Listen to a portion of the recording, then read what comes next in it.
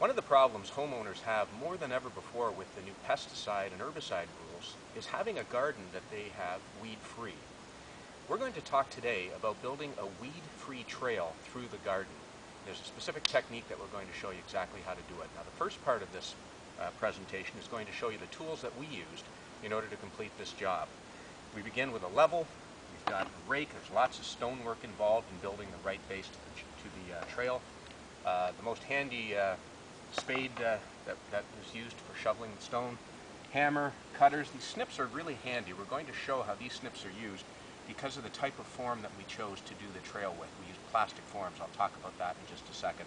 But we also use the snips to cut this board. This is a board that we're going to use inside of our trail for the equivalent of a concrete cut, because we're going to use concrete as part of the solution to our weed-free trail. And it's such a light board. It's called a hardboard, I believe is what it's called, but it snips really easily, and you can tailor it for fitting right in between your forms.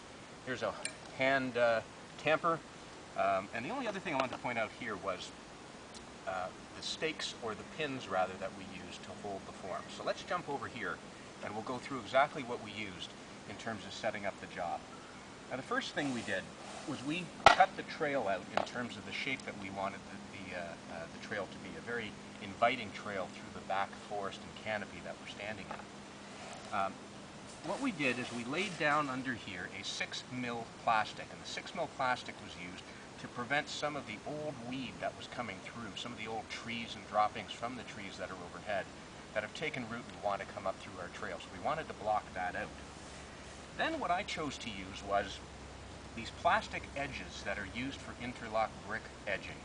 And I like them because they bend in a fairly easy manner, actually sometimes too easy in the hot sun, so you have to be careful about that.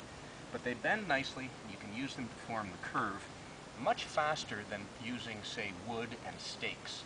So with this sort of technique, you simply lay the curve or the shape that you want, and you drive the stakes in. Now, I've turned the edging inward so that it will be underneath the concrete and the stone trail that we're building. Now, the most important, I didn't finish this part, I'm sorry. Using plain old stakes. You don't need galvanized, you don't need anything fancy, because we're going to have these inside, remember, underneath the concrete and stone solution that we're going to show you in part 2. Finally, the most important piece we're going to talk about is this tool right here. We rigged something that shows the exact spacing between the two sides of the trail. You make your first side of the curve, and then you can have a consistent measurement right across for the 42 inches that we used to make sure that the other side is perfectly matched, especially when you're going through the curves.